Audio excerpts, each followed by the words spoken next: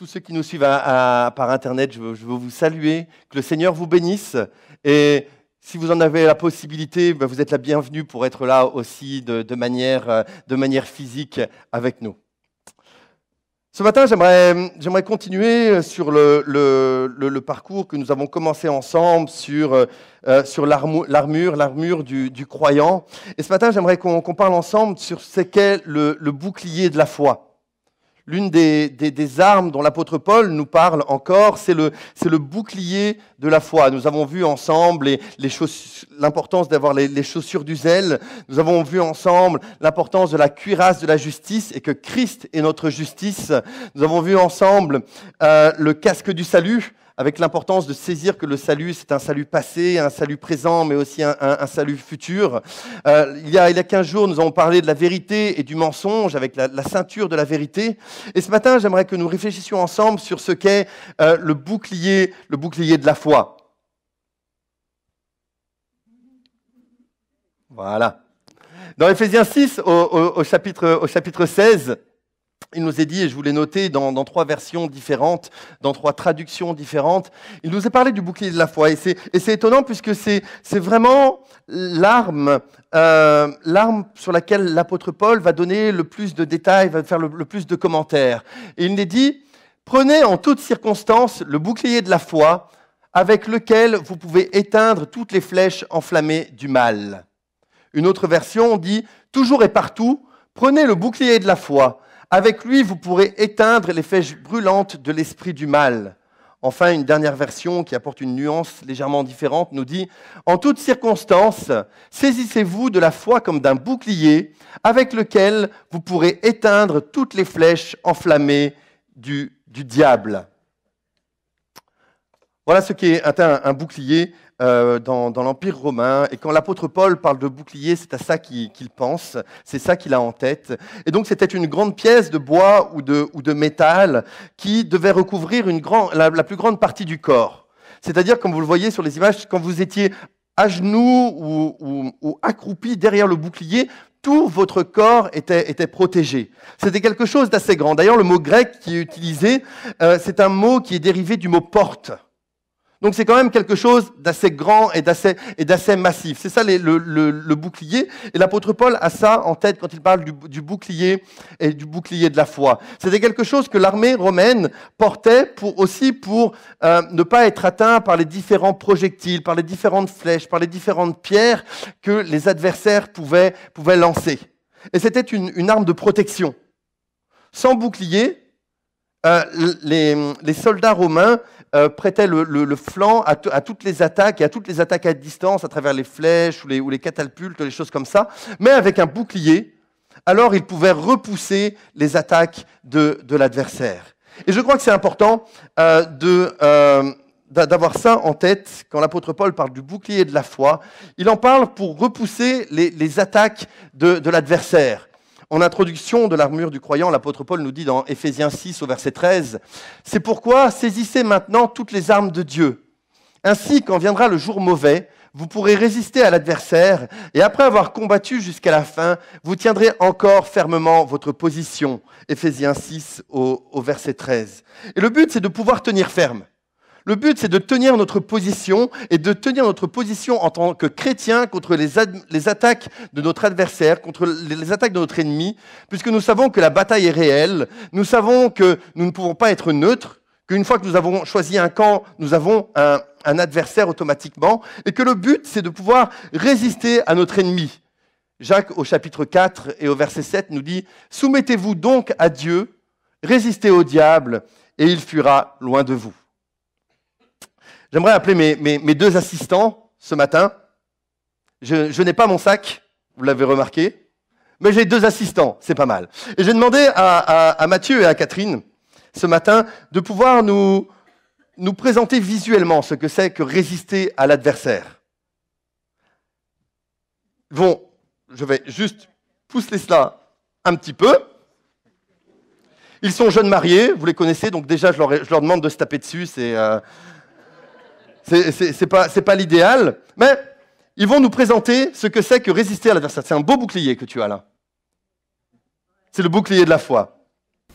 D'abord, je vais juste parler de bouclier en tant que tel. Donc, on va dire trois parties. Il y a la partie autour, en fait, qui est un peu plus grande. Je vais expliquer après pourquoi. La partie ici devant, c'est soit du lin, c'est plus léger à porter, ou soit du cuir. Et alors, il y avait la petite boule au milieu que vous avez vu sur l'image avant. Et la petite boule, en fait, au milieu, c'est juste un peu couper l'arme. En fait, c'est l'arme de faire continuer à faire le mouvement. C'est voir que. Alors. Merci. Comme vous le savez, Mathieu est professeur. Et on vient de... Merci Mathieu. Voilà. Alors, d'abord, la première utilisation du bouclier, c'est pour se défendre. D'accord? Et puis, la deuxième, c'est pour attaquer. Donc, j'attaque et en même temps, personne ne peut venir me taper. C'est pour ça qu'il y a la partie touffante qui est juste là. D'accord? Le soldat va aller toujours avec un bouclier et son épée, comme c'était lourd. Il y avait même quelqu'un pour porter ses armes, un peu comme le centurion. Lors de la guérison, lorsque Jésus vient voir le centurion et il lui dit un mot et ma fille sera guérie, ben, le centurion a juste derrière lui quelqu'un qui porte ses affaires. Tellement c'est lourd. Voilà, ça c'était juste pour l'image. Et voilà, s'il te plaît, Timothée. Merci beaucoup. Merci beaucoup. Tu peux me laisser ton bouclier, c'est bien, je vais l'utiliser. Je vais remettre ça correctement. Voilà. Merci. Donc nous parlons ce matin du bouclier de la foi pour te tenir ferme et l'importance du bouclier pour parer les coups de l'adversaire. Vous savez, quand vous suivez un petit peu le sport, vous savez que les boxeurs, quand ils sont sur un ring, parfois ils abandonnent. On dit qu'ils jettent l'éponge. Et vous savez pourquoi ils abandonnent? Parce que, bon, pour certains, c'est parce qu'ils souffrent physiquement et qu'ils ont des blessures, mais parfois ils abandonnent parce qu'ils en ont marre de prendre des coups. Ils en ont assez. Ils disent, je ne peux pas prendre de coups supplémentaires, je ne peux pas prendre des directs, des uppercuts encore en plus. Et d'où l'importance d'avoir dans le combat que nous menons un bouclier qui nous protège et un bouclier qui nous permet aussi d'aller de l'avant. Qu'est-ce que la foi? La foi, vous donner une courte définition. Bien sûr, on pourrait dire d'autres choses, et c'est bien incomplet ce matin, mais on peut voir la foi comme une confiance totale et sans réserve en Dieu qui accomplit les promesses de sa parole, ainsi qu'en Jésus-Christ, le Sauveur et Seigneur. La foi est l'attitude normale et habituelle du vrai chrétien. Vous avez tous, ou en tout cas pour beaucoup d'entre nous, nous avons en tête ce matin ce passage d'Hébreux 11 qui nous dit « Or la foi, c'est l'assurance des choses qu'on espère, la démonstration de celles qu'on ne voit pas. » Et encore ce matin, j'aimerais qu'on puisse être bien conscient que la foi, ce n'est pas simplement une philosophie ou une théorie ou quelque chose d'abstrait, mais que la foi, c'est aussi en rapport et lié profondément avec Jésus-Christ. Notre foi est en Jésus. Elle n'est pas en quelque chose d'autre, elle est en Jésus-Christ, notre Sauveur et Seigneur. Hébreux 12, juste après donc Hébreux 11, nous dit « Gardons les yeux fixés sur Jésus, dont notre foi dépend du commencement à la fin. » D'autres versions diront « qui est l'auteur et le consommateur de notre foi. » Et quand on y réfléchit, du début à la fin de notre vie chrétienne, c'est Jésus. C'est Jésus qui est là. Au moment de notre conversion, de notre nouvelle naissance, nous plaçons notre foi en Jésus. Jour après jour, nous plaçons et nous continuons de placer notre confiance en Jésus pour notre vie quotidienne et pour nos besoins quotidiens. Et nous avons foi que Jésus revient. Et nous avons foi que Jésus va venir et va venir nous prendre, ou alors que quand nous mourrons, nous le verrons face à face. Et c'est ça, cette réalité du bouclier de la foi, c'est aussi croire en Jésus, à ce qu'il a fait et ce qu'il veut faire et ce qu'il continuera de faire avec chacun d'entre nous. Donc la foi, c'est cela, on va dire une confiance totale et sans réserve en Dieu qui accomplit ses promesses et en Jésus, notre Sauveur et Seigneur. Et je crois que parfois nous avons une mauvaise idée de ce qu'est la foi. Nous avons une mauvaise idée de ce qu'elle représente et ce qu'elle est dans nos vies.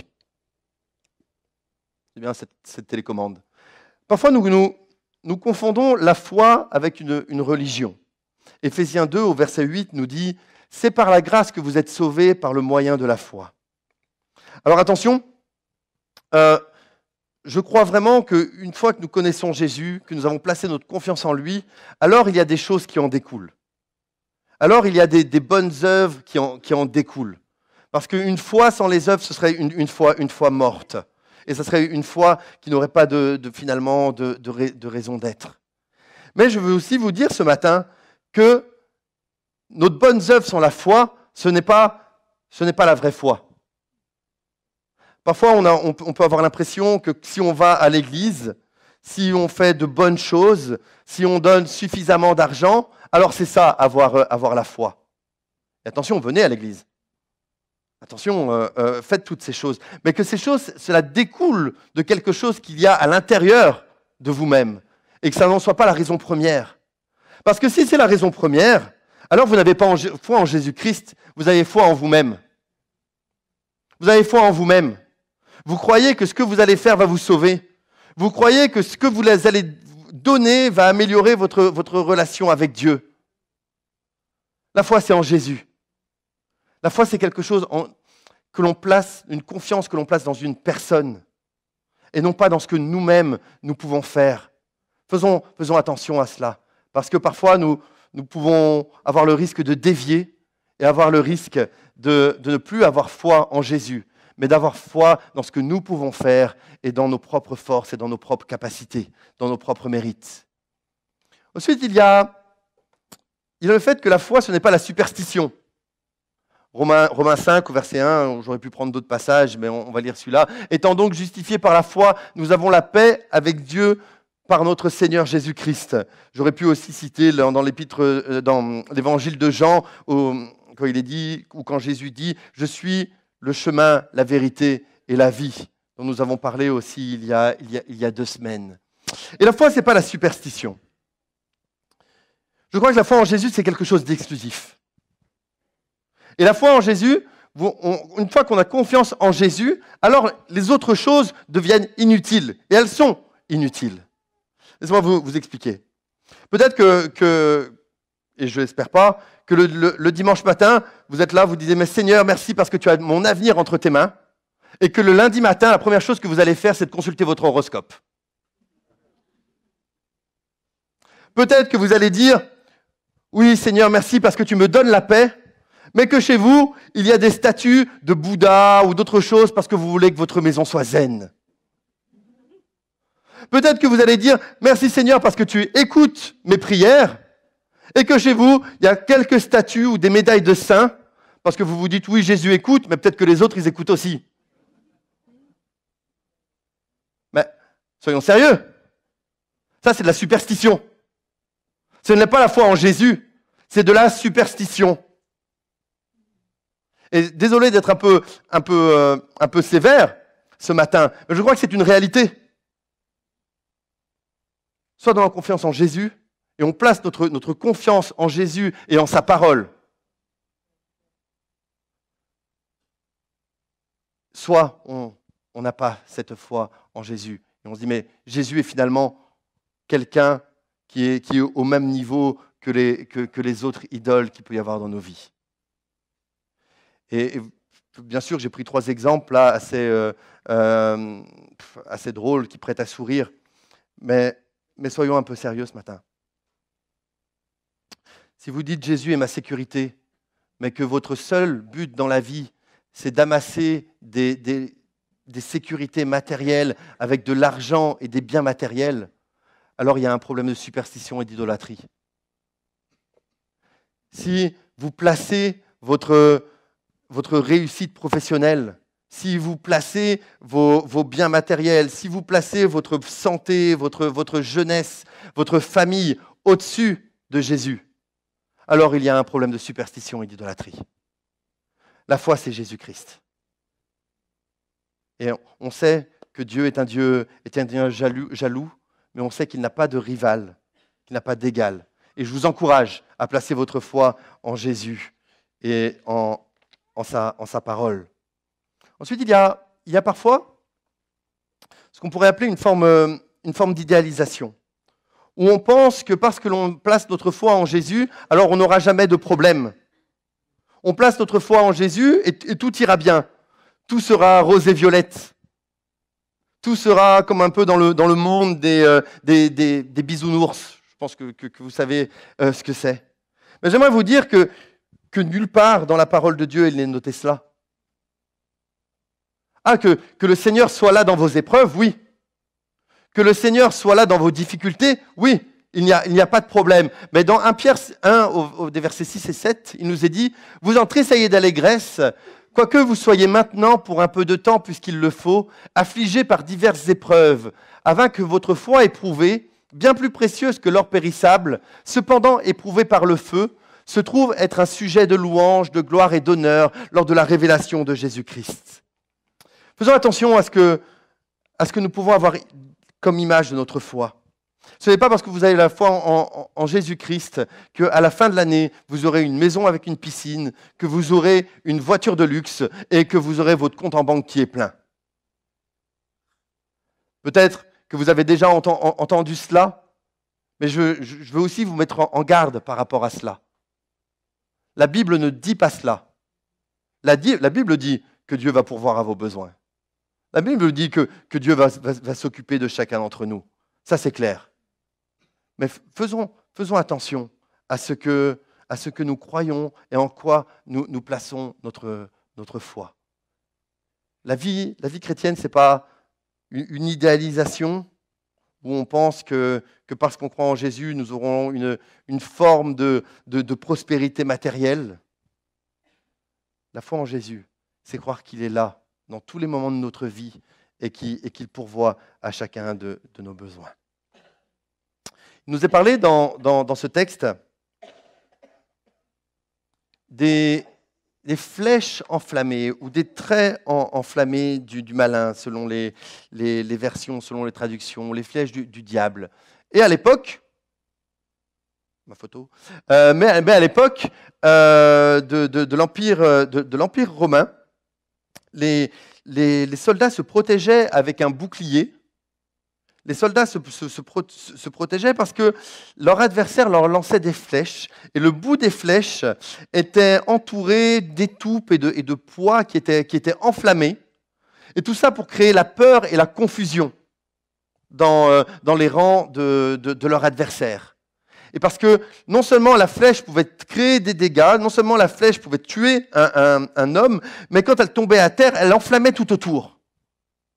Et il commençait à avoir peur, parce que quand vous commencez à avancer et que devant vous, il y a des flammes, ça créait une forme de peur, une forme de panique, une forme de terreur dans le chef des soldats. Et donc, le diable utilise ça. Il va utiliser des flèches enflammées pour nous faire paniquer, pour nous faire douter, pour nous faire avoir peur, pour nous faire un petit peu reculer par rapport à où nous devrions être. Et donc ces flèches étaient enflammées. Mais il est aussi dit, dans ce passage, saisissez le bouclier de la foi avec lequel vous pourrez éteindre les flèches enflammées. Et à l'époque de l'Empire romain, les boucliers étaient humidifiés. Les boucliers étaient trempés dans l'eau pour que, justement, les boucliers ne prennent pas feu et que les boucliers puissent éteindre ces flèches qui étaient enflammées. Et le bouclier était là, les soldats tenaient ce bouclier d'une main, et donc le feu ne prenait pas tout autour. Et c'est pour ça qu'ils étaient humidifiés. Et je crois que notre foi, c'est la même chose. Donc, notre foi doit être humidifiée, notre foi doit être assaisonnée par la parole de Dieu. Il est dit, ainsi la foi vient de ce que l'on entend, et ce que l'on entend vient de la parole de Dieu, dans Romains 10, 17. Et donc notre bouclier de notre foi doit être humidifié, doit être assaisonné, je ne trouve pas un autre mot, avec la parole de Dieu. Parce que plus vous connaissez la parole de Dieu, plus vous étudiez la parole de Dieu, plus vous la méditez, et alors plus votre bouclier est efficace. Plus votre bouclier peut empêcher les flèches de l'ennemi de vous atteindre. C'est ça qui est important ce matin. Parce que nous ne pouvons pas simplement rester là et dire avec notre bouclier de la foi, mais il faut que notre foi grandisse. Il faut que notre foi soit ferme. Il faut que notre foi ne soit pas toujours la même, mais qu'elle augmente. Et pour cela, nous avons besoin de la parole de Dieu. et de la Bible jour après jour. Quand nous voyons que quand Jésus est tenté dans le désert, où le diable vient avec finalement ses traits enflammés, Jésus lui répond par la parole de Dieu. Jésus lui répond par la parole de Dieu. Il lui répond en citant des versets. Et je vous encourage encore une nouvelle fois ce matin à avoir une vraie relation avec la parole de Dieu, pour que votre foi soit forte, pour que votre bouclier de la foi grandisse, pour que votre bouclier de la foi soit encore plus efficace, que quand le diable vient avec un mensonge, que quand le diable vient avec un trait enflammé, vous puissiez lui dire « Non, tu es un menteur. Je sais ce que Dieu me dit dans sa parole. Je sais ce que Dieu m'a promis dans sa parole. Je sais ce que Dieu a en réserve pour moi. » Et parfois, nous loupons cela parce que nous n'avons pas cette connaissance de la parole de Dieu. Et nous sommes un peu confus. Le diable a essayé d'apporter de la confusion. Dès le départ, dès la première fois où on le voit, quand il parle avec Adam et Ève, il va venir avec des questions genre « Mais Dieu a-t-il réellement dit que ?» en essayant de créer la confusion, en essayant de créer le doute. Ce matin, j'aimerais voir avec vous 5 flèches du malin. Ce matin. 5 choses que le diable va utiliser et veut utiliser dans notre vie pour nous faire douter, pour nous faire perdre finalement notre relation avec Dieu et pour nous faire reculer. Et 5 choses aussi où nous pouvons saisir le bouclier de la foi et tenir ferme malgré les attaques de l'ennemi. La première flèche que nous verrons ce matin, c'est ce qu'on appelle le doute. La flèche du doute. Par exemple, quand Sarah, dans Genèse, au chapitre 18, ne croit pas qu'elle pourra avoir un enfant, et bien sûr les circonstances et l'âge étaient là, mais c'est quand le diable veut nous amener à ne pas croire à 100% ce que Dieu nous a dit. Le diable va venir et va commencer à murmurer dans vos oreilles, mais finalement les promesses de Dieu dans la parole, elles ne sont pas vraies. Finalement, ce que dit Dieu dans sa parole, tu ne peux pas le prendre au sérieux. Ce que dit Dieu dans sa parole, c'est du vent, c'est des légendes. Combien de fois on peut entendre cela ? Combien de fois, même dans le monde dans lequel nous vivons, nous pouvons entendre que la Bible n'est pas vraie, que ce que dit Dieu dans sa parole, ce n'est pas juste, ce n'est plus d'actualité. Mais ce matin, la réalité, c'est que la Bible est là et qu'elle demeure vraie, et qu'elle demeure réelle, et que les promesses qui sont dans la parole de Dieu pour ses enfants sont encore véritables. Dans 2 Corinthiens 1, au verset 20, il nous est dit « Pour toutes les promesses de Dieu, c'est en Jésus que se trouve le oui, et c'est aussi par lui que nous disons Amen à Dieu pour sa gloire. » D'autres versions diront « Les promesses de Dieu sont oui et Amen en Jésus. » C'est-à-dire que ce que Dieu promet dans sa parole, cela va s'accomplir. Parce que Dieu n'est pas menteur. Et parce que Dieu est fidèle à sa parole. Et ce que vous pouvez lire, ce que vous pouvez vous approprier par rapport à la parole de Dieu, c'est des choses qui sont vraies. Et j'aimerais qu'on puisse en être conscient ce matin. Que la vérité, ce n'est pas ce que le diable peut vous murmurer, mais c'est ce que vous pouvez voir et ce que vous pouvez saisir dans la parole de Dieu. Le diable essayera de vous faire douter. Il essayera toujours de vous faire douter. Mais vous pouvez dire, je crois que les promesses de Dieu sont oui et amen.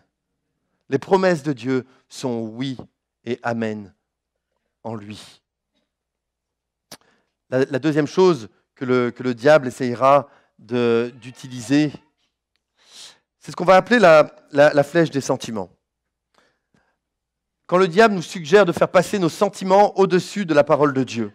Et attention, je crois que les sentiments sont donnés par Dieu, que les émotions sont données par Dieu, et que nous devons vivre ces émotions pleinement, que ce soit de la colère, de la peur, de la tristesse, de la joie, toutes ces choses. Mais je crois que pour vivre ces émotions pleinement, nous devons les vivre avec Dieu. Et nous pouvons venir vers Dieu et dire, mais Seigneur, je suis en colère. Nous pouvons venir vers Dieu et dire, mais Seigneur, je suis triste ou j'ai peur. Et le Seigneur nous accueille dans cela. Mais si nous ne le faisons pas, alors nous prenons un risque. Nous prenons un risque de perdre de vue ce que le Seigneur nous dit et de faire passer ce que nous ressentons en premier. Quand Caïn et Abel offrent un sacrifice, on voit cette histoire dans Genèse au chapitre 4 et les 6 premiers versets. Donc le sacrifice d'Abel est agréé, et le sacrifice de Caïn ne l'est pas. Et Dieu va venir voir Caïn, et il lui parle directement, et il va l'avertir. Il va lui dire, attention, le péché se tapit à ta porte, attention. Et Caïn est irrité, parce que Dieu n'a pas accepté son sacrifice. Et Caïn va vivre cette irritation, mais au lieu d'écouter ce que Dieu lui dit, au lieu d'écouter ce que la parole de Dieu clairement lui disait, alors il va laisser son irritation, il va laisser sa colère dominer, il va prendre son frère dans un coin à part et il va le tuer. C'est le premier meurtre que l'on trouve dans la parole. Ne laissons pas nos émotions diriger nos vies. Ne laissons pas nos émotions diriger nos vies. On a le droit d'être en colère. On a le droit d'être triste. On a le droit d'avoir peur. J'espère que la joie domine aussi dans votre vie. Mais ce matin, j'aimerais vous rappeler que ce que vous ressentez doit être aussi vécu à la lumière de ce que Dieu nous dit. Parce que sinon, vous allez être emporté par l'une ou l'autre chose. Vous allez être emporté par vos émotions. Et souvent, quand on est sous le coup de l'émotion, on prend alors des décisions, des mauvaises décisions, comme Caïn a pu le faire. Et cela nous entraîne, et peut nous entraîner vers le péché. Faisons attention que nos sentiments ne dominent pas sur notre foi. L'amertume ou le ressentiment.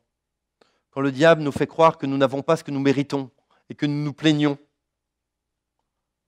Par exemple, les Israélites dans le désert, quand ils sont dans le désert et ils commencent à avoir un peu la nostalgie et de se plaindre en disant « D'accord, bon, l'Égypte, il y avait des défauts, mais l'Égypte, on avait quand même à manger. » Alors qu'ils ont vu le Seigneur intervenir comme jamais personne peut-être avait vu intervenir le Seigneur auparavant.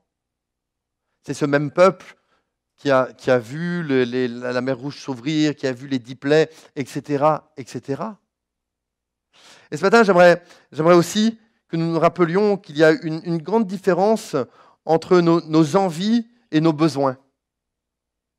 Et même parfois, si vous me permettez, entre nos caprices et nos besoins. Philippiens 4 nous dit, au verset 19, « Et mon Dieu pourvoira à tous vos besoins selon sa richesse, avec gloire en Jésus-Christ. » Et parfois, on a envie de beaucoup de choses. On a envie de beaucoup de choses. On a envie peut-être de la dernière télé, le dernier grand écran, de la plus belle voiture. Et bien sûr, on peut se faire plaisir. Mais c'est quoi réellement nos besoins ?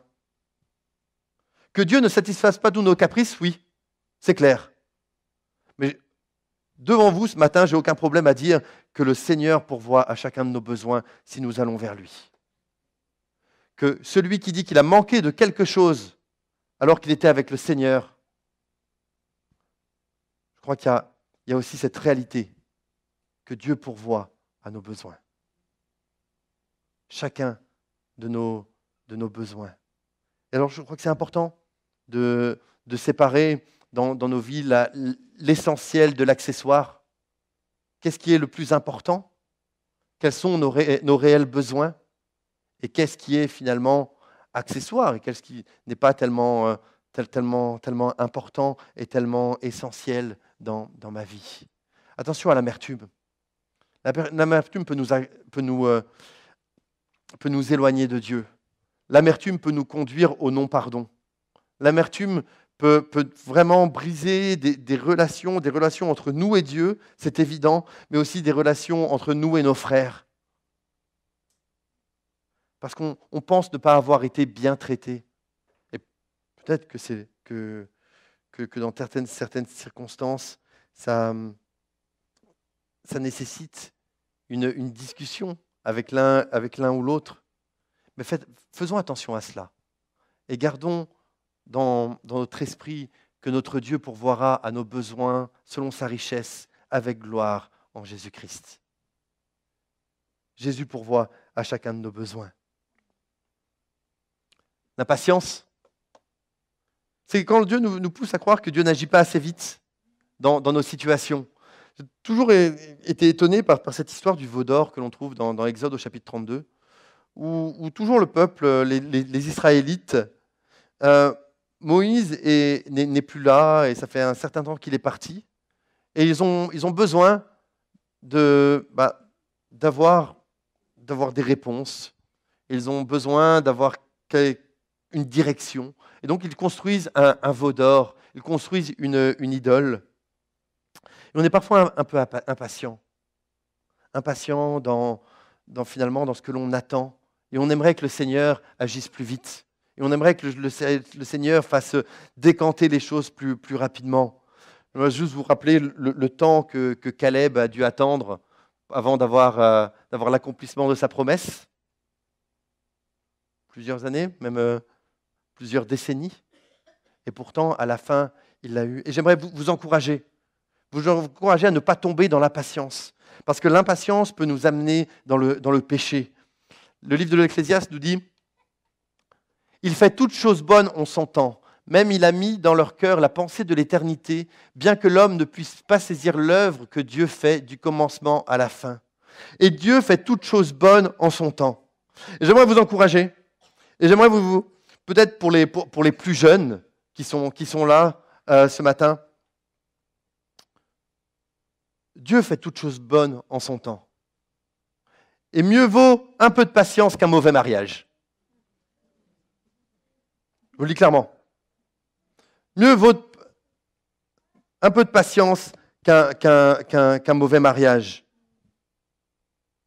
Mieux vaut attendre un petit peu que le Seigneur nous dirige vers un bon conjoint que de se précipiter et de souffrir tout le reste de sa vie.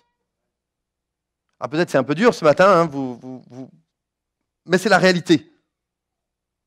Mais non, mieux vaut un bon mariage. Ça, pour nos futurs mariés, c'est pas pour vous que je parle ce matin.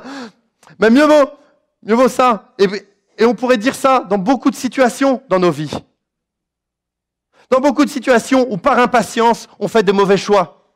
Parce qu'on n'est pas prêt à attendre le Seigneur, on fait des mauvais choix. Parce qu'on se dit, mais Seigneur, où es-tu? Et on décide, finalement, je sais mieux que le Seigneur qu'est-ce qui est bon pour moi. Et hop, au lieu d'attendre un tout petit peu, on prend de mauvaises décisions. Il fait toutes choses bonnes en son temps.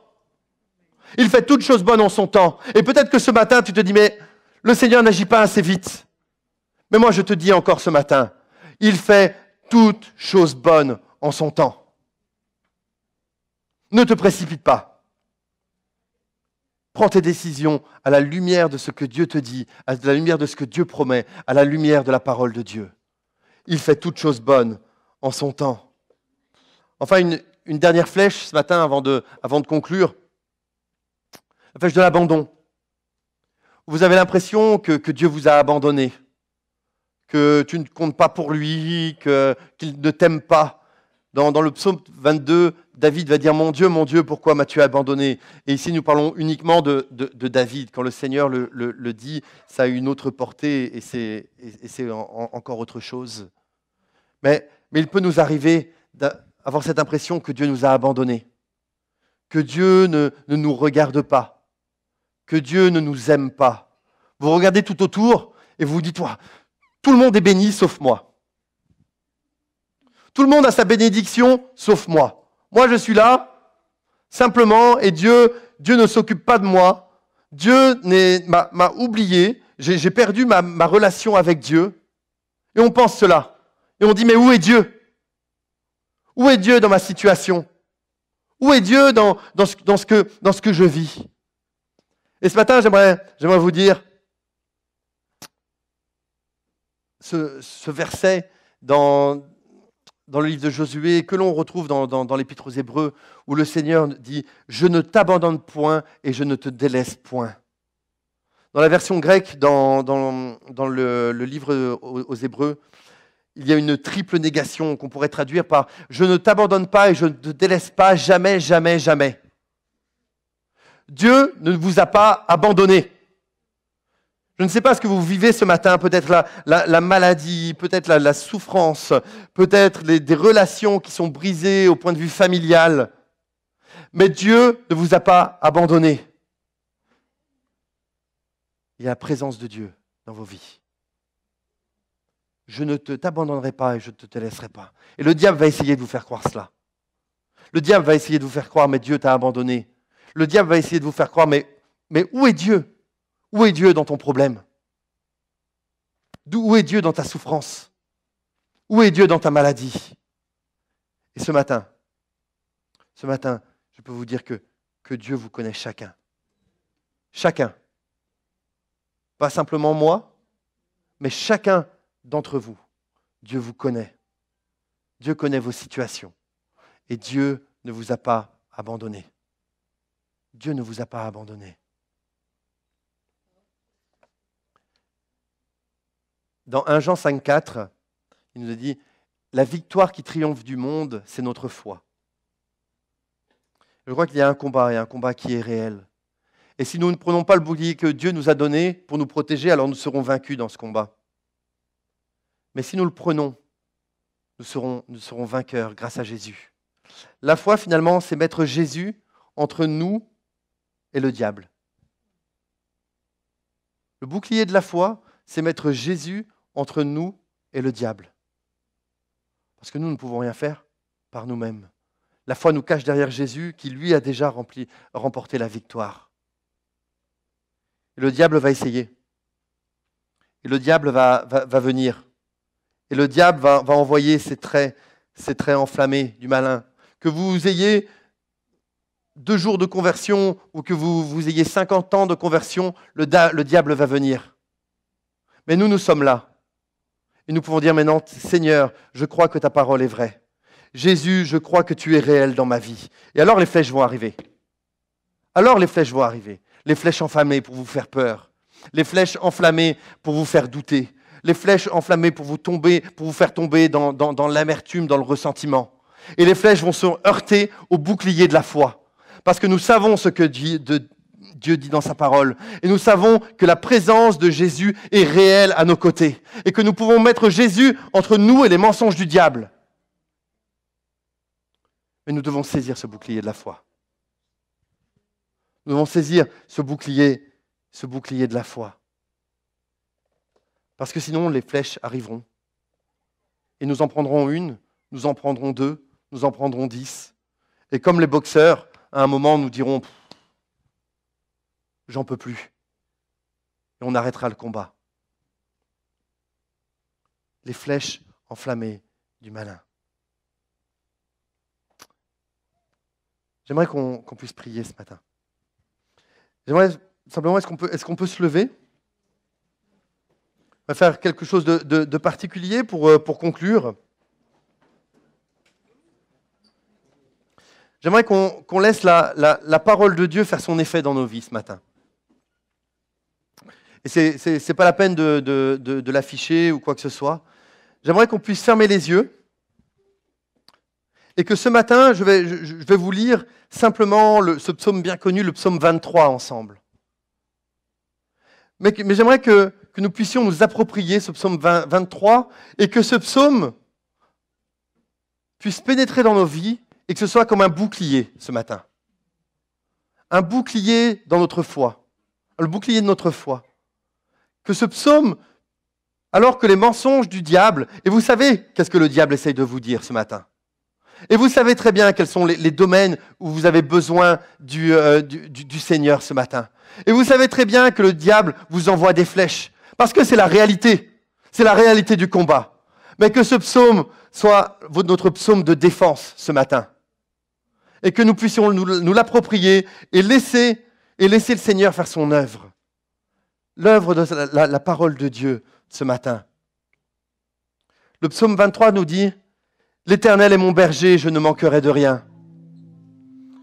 Grâce à lui, je me repose dans des prairies verdoyantes, et c'est lui qui me conduit au bord des eaux calmes. Il me rend des forces neuves, et pour l'honneur de son nom, il me mène pas à pas sur le droit chemin. Si je devais traverser la vallée où règnent les ténèbres de la mort, je ne craindrais aucun mal, car tu es auprès de moi. Ta houlette me conduit, et ton bâton me protège. Pour moi, tu dresses une table aux yeux de mes ennemis. Tu oins de parfum ma tête. Tu fais déborder ma coupe. Oui, toute ma vie, ta bonté et ton amour m'accompagneront.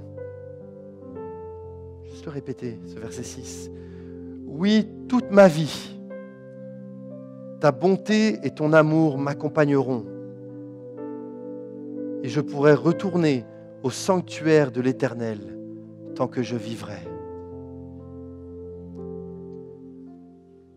Jésus, alors que nous sommes là ce matin,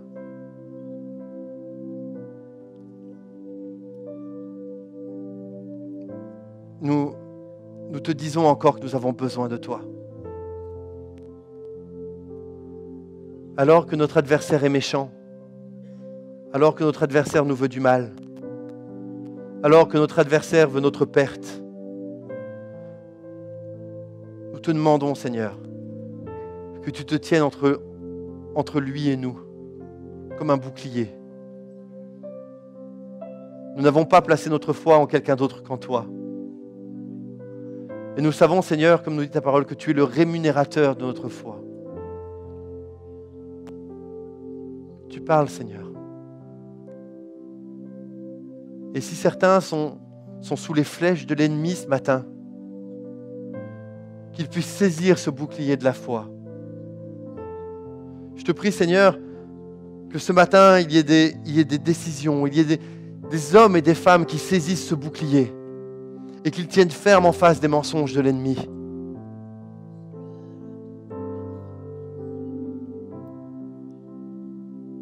Tu fais ton œuvre, Seigneur, dans les cœurs ce matin. Merci parce que tu convaincs aussi peut-être certains d'abandonner leur superstition, leur idolâtrie ce matin. Qu'il n'y ait que toi, Seigneur, dans nos vies. C'est toi, Seigneur. C'est toi l'objet de notre foi. Merci, Jésus, parce que tu ne nous laisses pas tomber. Que tu es là, Seigneur. Tu accompagnes, tu fais sentir ta présence, Seigneur, à ceux qui se sentent seuls. Tu fais sentir ta présence, Seigneur, à ceux qui sont dans la peine. Tu consoles, Seigneur, ceux qui sont dans l'affliction. Tu touches, Seigneur, ceux qui ont besoin d'un rétablissement physique, Seigneur. Tu guéris. Tu restaures, Seigneur, ce qui est brisé.